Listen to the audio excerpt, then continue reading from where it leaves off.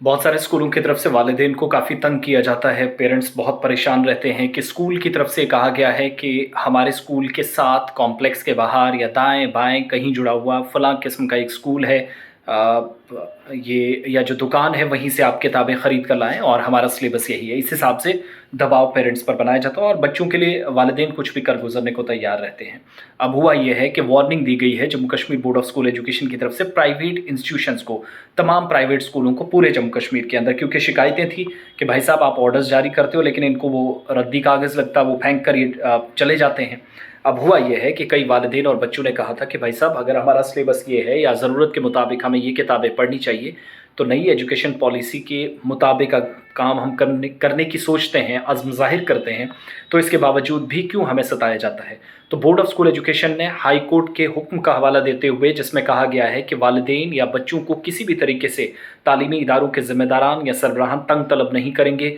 उन्हें परेशान या मजबूर नहीं करेंगे कि आपको एक स्पेसिफ़िक स्कूल से जो बुक्स हैं वो लानी है, बल्कि जो प्रेस्क्राइब्ड बुक्स हैं, जो तसनीफ़ करदा किताबें हैं, जो ऑलरेडी प्रेस्क्राइब्ड हैं from the board of school education Jammu Kashmir, तो बोर्ड के मुताबिक जो किताबें हमने कही हैं वही चलेंगी। अगर आप इससे बाहर जाते हैं तो फिर मुश्किलात आपके लिए। और स्कूलों के रजिस्ट्रेशन मनसूख करने का फ़ैसला लिया गया है जिन स्कूलों ने अभी तक हाई कोर्ट के ऑर्डर्स की तामील नहीं की है या इस हुक्मनामे की खिलाफ वर्जी की है। अब ये जो ऑर्डर जारी हुआ है इसमें 2-4 चीज़ें समझनी होगी। अगर कोई वालिद, कोई वालिदा, कोई बच्चा या उसके पेरेंट्स शिकायत करते हैं तो फिर उसको प्रॉपर एविडेंस के साथ, मुकम्मल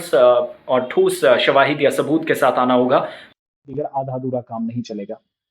उस चीज़ का ख्याल रखना होगा। दूसरी बात ये होगी कि जम्मू कश्मीर के अंदर कई बड़े इदारे हैं जिनका इंफ्रास्ट्रक्चर अच्छा खासा है, एडमिशन फ़ी पर काफ़ी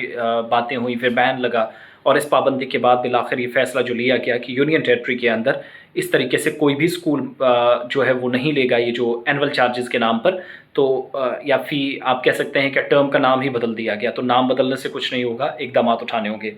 हुआ ये कि जम्मू कश्मीर के अंदर बहुत सारे स्कूल आज भी वालिदैन जब दाखिला लेने जाते हैं तो परेशान करते हैं और कहते हैं, आज भी फ़ोन कॉल्स अलग अलग जगहों से आती हैं, बल्कि हम खुद ये चीज़ देख चुके हैं कि भाई साहब आपके बच्चों को ये किताब ज़रूरत है